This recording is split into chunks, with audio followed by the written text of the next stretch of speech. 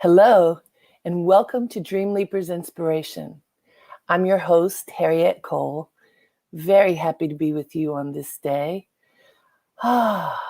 Great to be together.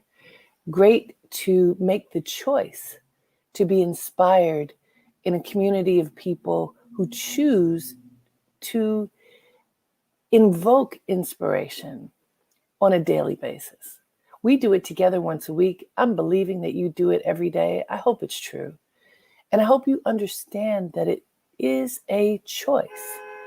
It is a choice as to whether we decide to take the action to call upon inspiration in our lives, in our hearts, in our beings. It's a choice that not everybody makes. You know, I was talking to someone the other day, a man who spent many years in jail. And more than 20 years, nearly 30 years. And during his time in jail, he said that he had obviously a lot of time to think because he was confined. You know, there was a schedule that he had to follow. And this was before there were televisions in jail. So there was not nearly as much distraction as apparently there is now, because we know you could turn on the TV and get lost in whatever fantasy is available for you to watch. But before there was television, there was time. There was time and him and the other people surrounding him. And yes, he described that during part of that time, he had to learn how to defend himself because it was unsafe. So he had to get physically strong. But then what else? And the what else for him was a time of tremendous contemplation because he was there for so long. He chose to think deeply about himself, his life, his choices, what got him there in the first time, and what he wanted to do with his life in those moments when he was there and also moving forward. One of the choices that he made was to become very physically fit. And that helped him to become in alignment with not just the body, but the being. And he began to think about the choices that he had made leading up to that moment and the power of choice moving forward. Now, this is someone who was in confinement, who was not able to leave his abode, which happened to be a prison. But as I was contemplating what he was describing, it took me back to this moment that we're all in now. And I'll say all, let's say almost all, because the world has opened up some. Not everyone is living in quarantine the way some people are, but most people who are paying attention have dramatically limited their movement out of safety precaution, out of wanting to help this moment in time of humanity to be as healthy as possible, some out of fear of what will happen if they go outside. But surely for the past year, most of us have limited our movement dramatically. So for some, and I know this is true because I've talked to a lot of people about this, for some, it has felt like imprisonment, that I can't do anything. Honestly, for my teenage daughter, even though we do everything we can to bring joy to her world, she's a teenager. She doesn't want to just hang out with us. She wants to hang out with her friends. She wants to make new friends and explore the newfound independence that she was just getting. Hello, welcome everybody. Welcome. We're talking about choice. We are talking about the power of choice. And I've been talking about this gentleman who I have met and had a lot of great conversations with, who spent more than 20 years in prison, and how over that period of time, he began deeply contemplating his choices and the choices that he could make moving forward. And I think that the period of confinement that he had, while much longer, bears some similarity to the period of confinement that most of us have had over this year of COVID, where we have been sequestered. We have been at home alone or with our families. And whoever we are at what stage in life, it's been hard. It's been hard to be as disciplined as we need, and hard. What do we do with this time? And I've asked this question many times of us. What have you done during this period when you will remember where you were, what you were doing during COVID?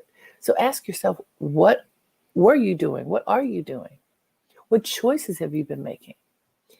And it led me to today's inspiration and contemplation for us about choosing truth.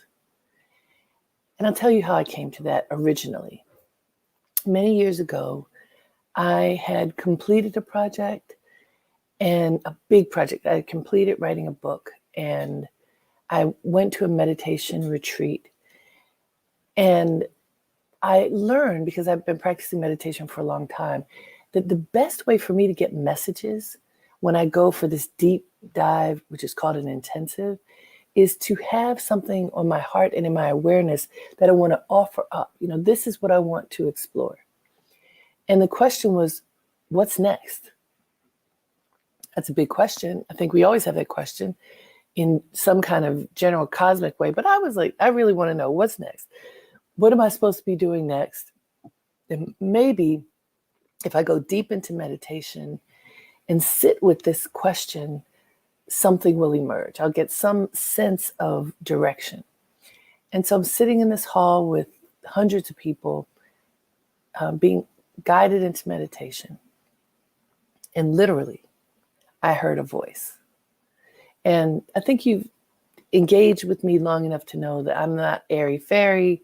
I'm very spiritual. I believe in the power of greatness of God that is on the outside and the inside. But I'm not airy-fairy, whatever that means.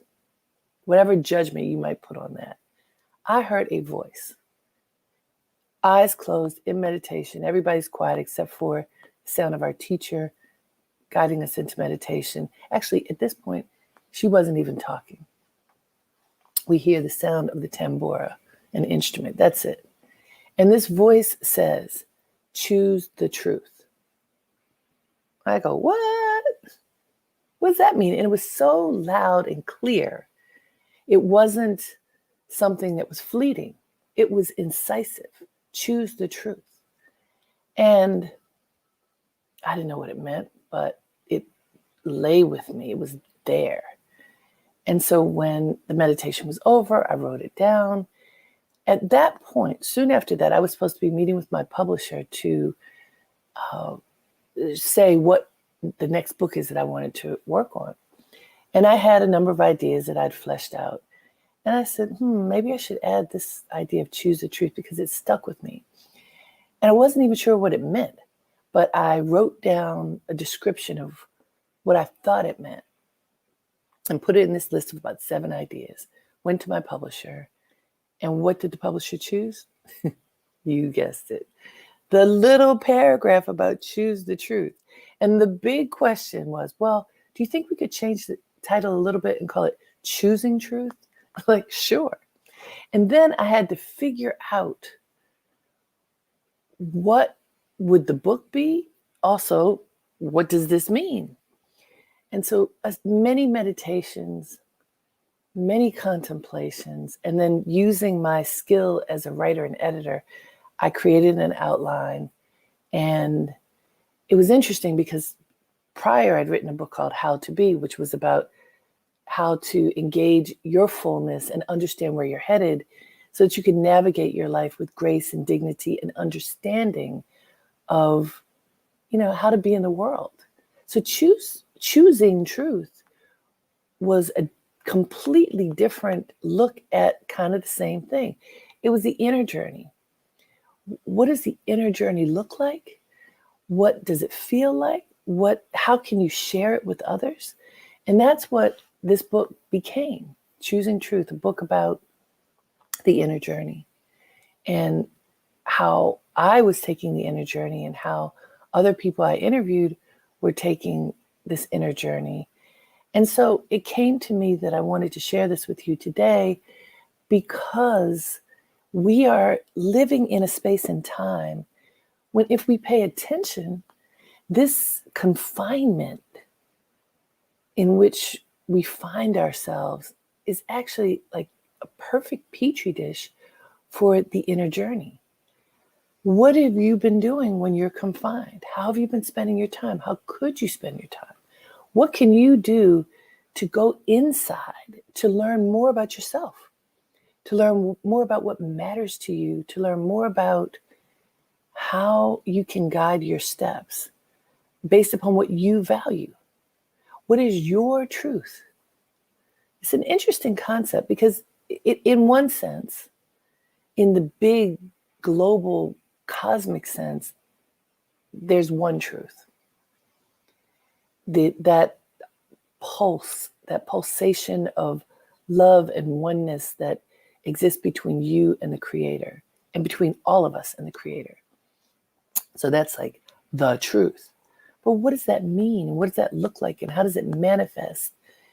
And so many people over the millennia and people right now, based upon the lens through which they see the world, are trying to figure it out. So scientists are looking at how to preserve the world, right? Doctors looking at how to heal the world. Educators, how to illuminate the minds of the world. Everybody has a different vantage point. If you think of it as a perfect diamond, the truth manifests in all the different facets of the diamond. What makes the diamond perfect is when each of those facets is illuminated perfectly, is clear, is crystal clear. So how do you get crystal clear? How can you choose your truth, your connection to God, that truth? How can you let go of all of the fogginess, of all of the blurriness, of all of the lack of clarity, so that you can pierce through all of that to see what is real and honest and right for you? It is not easy, but what is? I don't think anything's easy. But I think this is worth it.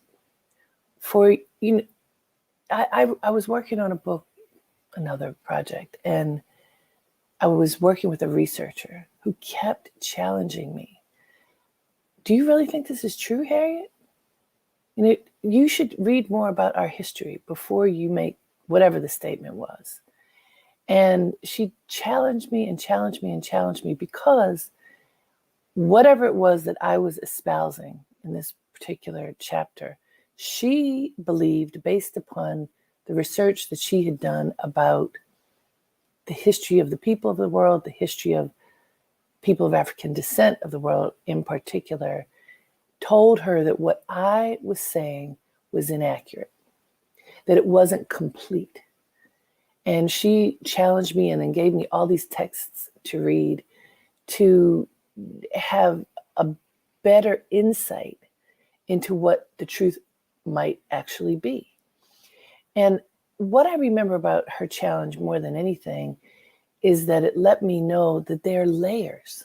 There are layers to what truth is, that things are not always what they seem. Of course, I know that.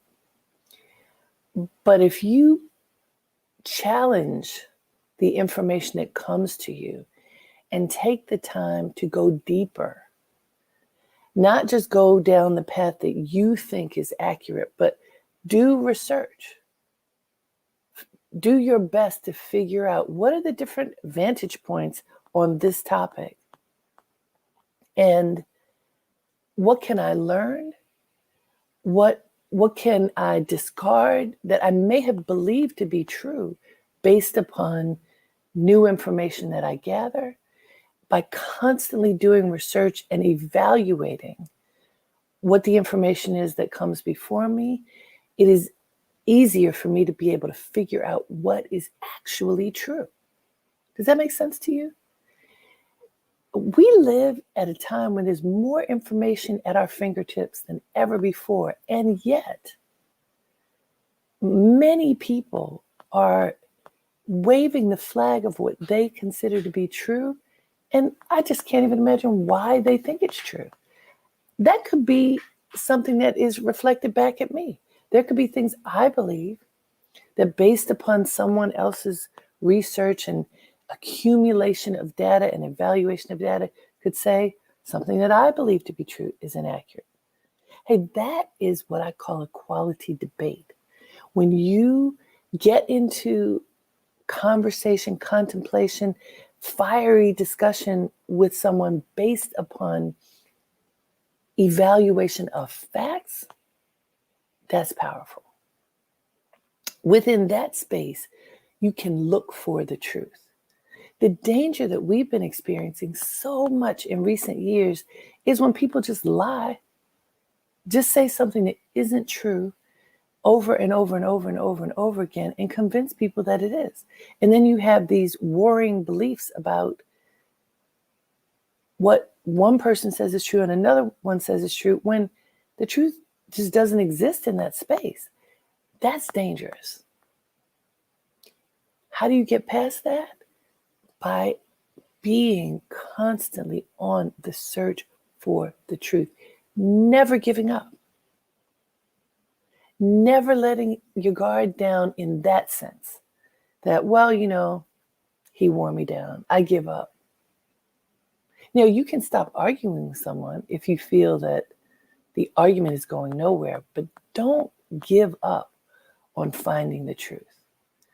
Don't give up on looking for it, searching for it, contemplating what you're learning, and doing your best to figure out, based upon all of the information that you have gathered up to that moment, whether something seems accurate or not. We've been looking at history very much during this recent period, whether it's current history or looking at what's happening in current history and backwards. My husband's been watching on the History Channel all of these very rich documentaries about presidential history from the beginning of the United States to today. And we've been talking about the things that he's been learning. I haven't watched them yet, but I look forward to doing that. And in the gathering of history that has been shared in these documentaries that he's been watching, there was one about Ulysses Grant. So he recommends it. I haven't seen it yet, but it sounds really great. That takes a look at the Civil War and how the Civil War was fought and the role that the enslaved people, my ancestors, had in the Civil War, and the fact that Ulysses Grant weaponized the enslaved people to help to win the war and end slavery. And that he understood that that was a smart thing to do. Now, there's so many layers of how people of African descent were treated and how it manifests today and just the horror of it all. But also, in this case, it was trust.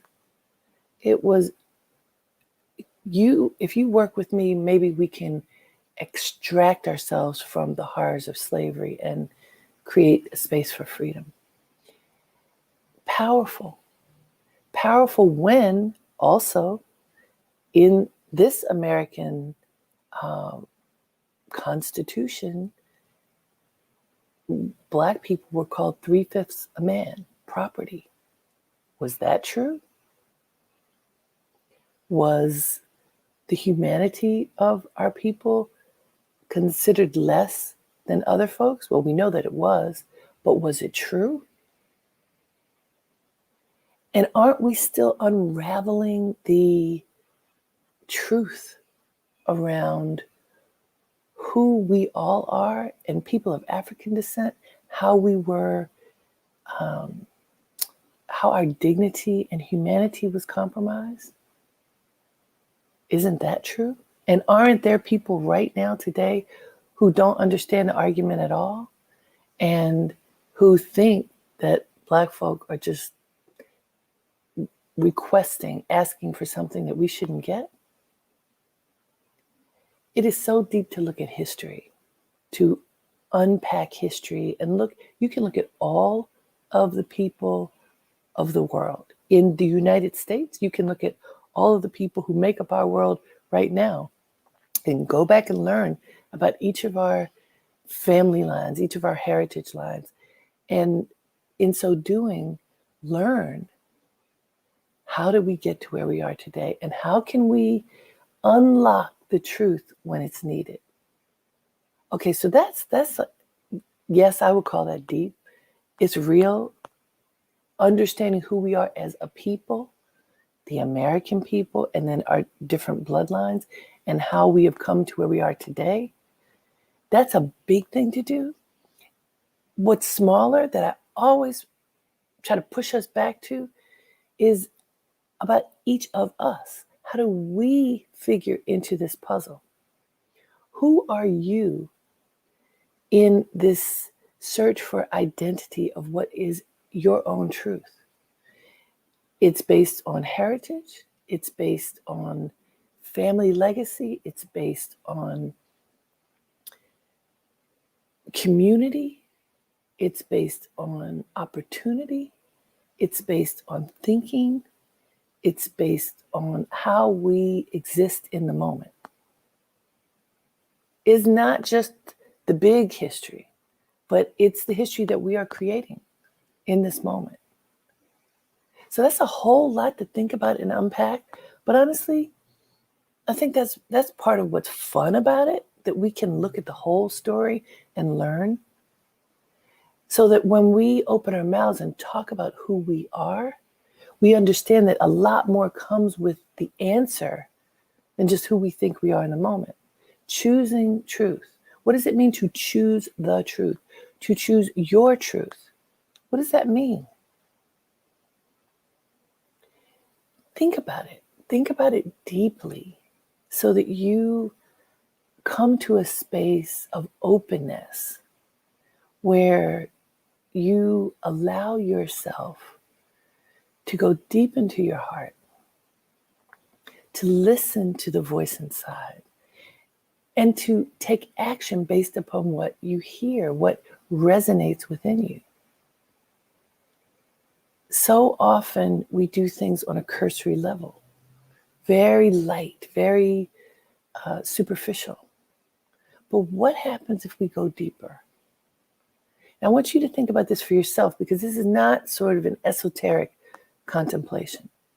To choose the truth for yourself is an inner process that can go as deep as you are willing to go. So you can start on the surface, answering, who am I? What do I need? What do I want?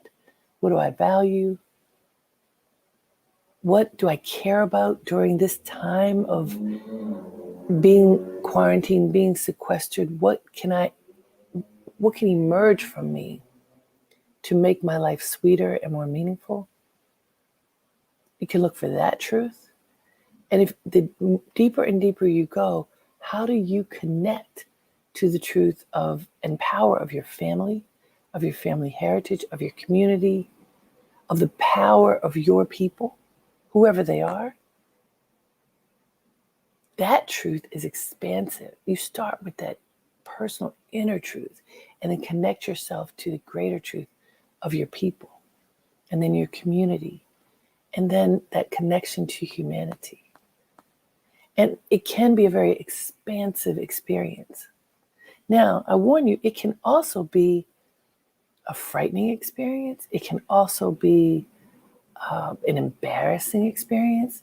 Depends upon how you've lived your life and how your people have lived their lives. So what if you come upon some information that makes you really uncomfortable? That's when you have to go deeper and ask for forgiveness. And if you need to do something in order to right a wrong, then you drum up the courage to do it. Now, I want to go back to the guy I told you about from the beginning of this podcast, who spent more than 20 years in jail. he wasn't wrongly convicted. He did things that he shouldn't have done. And so he talks about how he had to first ask for forgiveness within and then ask for forgiveness on the outside because he did wrong. And when you do wrong, you have to dig deep in order to release all that it took for you to get there to making a decision that was wrong and paying for those sins, so to speak. Now, that's why people go to jail sometimes. But what about that proverbial jail? What about the going back to quarantine? For some people, it feels like jail. But even if it's not quarantine, what are you, in your mind, what is holding you hostage, right? What is within your being that you cannot let go, that's got your brain and your heart on lockdown? What is that? Is there something that is keeping you from breaking free? Is keeping you from stepping into the greatness of you and connecting with your truth? And if there is, tell yourself that you don't have to stay locked up. You can choose to open those doors. You can choose to open those gates, whatever it is, and allow yourself the freedom to see clearly. Allow yourself the ability to ask for forgiveness and choose to move forward with more careful steps. And so for you, what's the exercise? The exercise is to identify what you believe truth looks like for you today. Is there something that's confining you? Is there something holding you back? One thing. If there's one thing you could look at that's holding you back from really standing fully in your truth, what is it? And can you offer that up to the fire of meditation and allow it to be seen and to dissipate? What is that one thing right now that you have the courage to put forth, to offer to the universe, that you can let it go so that you have a clearer path to your truth? What is that? Whatever it is, be courageous, be willing to identify that thing, to call it forth, to bless it and let it go. And then notice how much sharper your vision is toward your truth because you let something go that you've been holding on to that's standing in your way. Do you think you can do that? This is a very specific action regarding choosing your truth.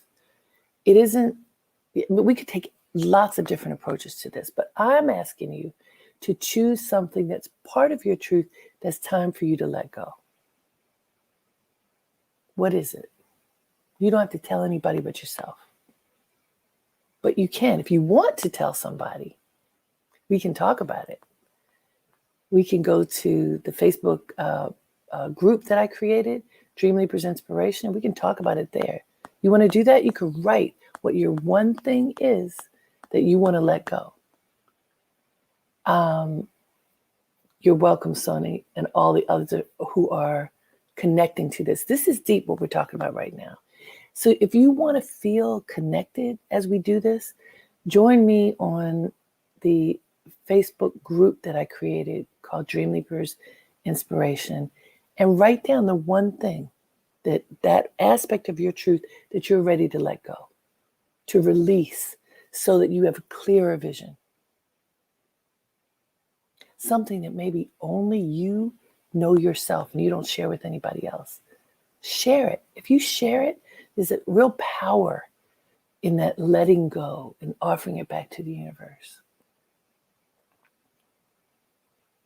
Choosing an aspect of your truth that you can let go because it doesn't serve you anymore it opens the doors for you to step into the greater truth, your connection to God, your connection to each other. It's liberating.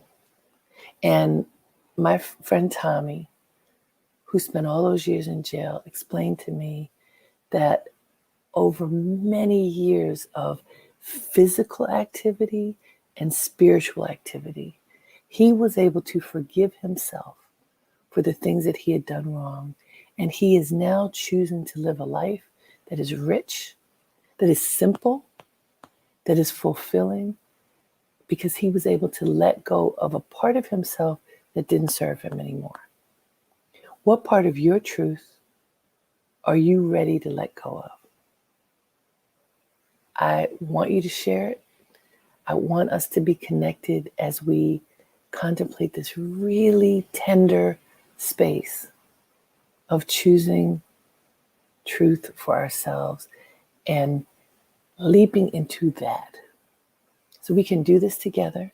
We can talk about it, or just write it in your journal, whatever you choose to do. If you want to talk about it, go to Dream Leapers Inspiration Facebook group. And I'm going to jump over there and write something that I'm letting go of. And I hope you do the same. And please share with your friends that now this broadcast is available as a podcast. All the places that podcasts are available. I look forward to contemplating choosing truth with you and coming together again next week. Until then, have a great day and make it count. Namaste.